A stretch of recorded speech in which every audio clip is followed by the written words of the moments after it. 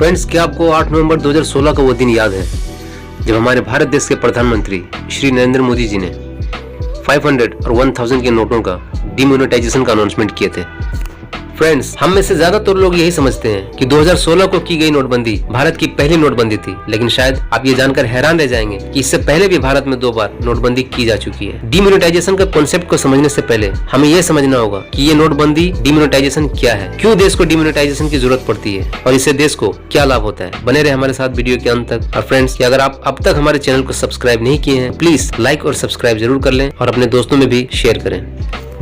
स्वागत आप सभी का मेरे YouTube channel information is wealth पर। फ्रेंड्स, डिमोनेटाइजेशन यह एक ऐसा प्रोसेस है जो किसी करेंसी यूनिट से एक लीगल टेंडर के रूप में उसके वैल्यू को छीन लेना या हटा देना है, और ये तब होता है जब राष्ट्र के करेंसी में बदलाव आता है। धन के वर्तमान रूप को सर्कुलेशन और प्रचलन से हटा दिया जाता है और अक्सर इसके जगह नए नोट या कॉइन जारी किया जाता है। अगर आप इतिहास उठा के देखें तो ज्यादातर डिमोनेटाइजेशन बड़े नोटों की ही की जाती है। फ्रेंड्स, डिमोनेटाइजेशन करने के पीछे कई रीजंस होते हैं, जैसे ब्लैक मनी और चोरी किए गए टैक्स पर रोक लगाना, करप्शन को खत्म करना, मार्केट में फैले जाली नोटों पर लगाम लगाना और स्पेशली टेररिस्ट द्वारा इस्तेमाल किए गए नोटों पर रोक लगाना। इन सभी कारणों से निपटने के लिए नोटबंदी की जाती है।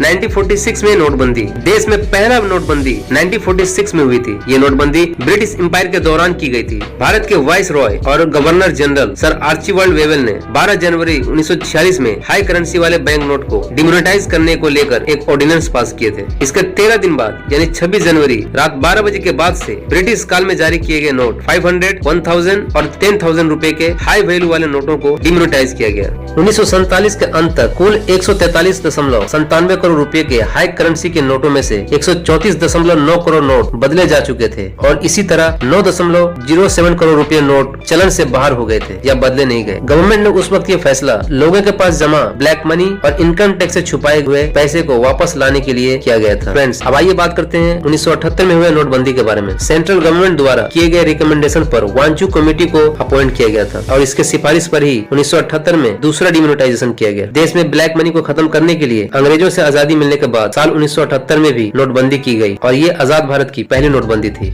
इससे ब्लैक मनी को खत्म करने के साथ साथ करप्शन को रोकने और अर्थव्यवस्था को मजबूत करने के लिए किया गया था। 1978 में मोरारजी देसाई गवर्नमेंट ने बड़े नोटों को डिमोनेटाइज किया था। उस समय न्यूज़पेपर में पब्लिश रिपोर्ट के मुताबिक लोगों को काफी दिक्कतों का सामना करना पड़ा। जनता पार्टी के नेतृत्व वाली सरकार ने 16 जनवरी 1978 को 1000, 5000 और 10,000 रुपए के नोटों को बंद करने का अनाउंसमेंट किया था और लोगों को अपने नोट बदलने के लिए सिर्फ 3 दिन के समय दिया गया था। 1978 के शुरुआती घंटे में एक ऑर्डिनेंस जारी किया गया और उसी दिन सुबह 9 बजे ऑल इंडिया रेडियो के न्यूज बुलेटिन पर न्यूज की अनाउंसमेंट की गई। इस नोटबंदी के दौरान 146 करोड़ रुपए मूल्य के नोट डिमोनेटाइज किया गया था। इसमें 124.45 करोड़ करेंसी नोट एक्सचेंज किए गए और लगभग 21.55 करोड़ रुपए बदले नहीं गए और समाप्त हो गए। फ्रेंड्स, 2016 में हुए नोटबंदी से पहले हमें से ज्यादा तो लोग यही समझते थे कि भारत का अब तक का सबसे बड़ी नोट 1000 की नोट है और नोटबंदी के बाद जब 2000 का नोट चलन में आया तब भी हम यही समझते हैं कि भारत का सबसे अधिक राशि वाला नोट 2000 की नोट है। लेकिन अगर इतिहास की बात करें तो आरबीआई के द्वारा जारी किए गए नोट 10,000 और 5,000 के नोट सबसे हाई वैल्यू करेंसी के नोट थे।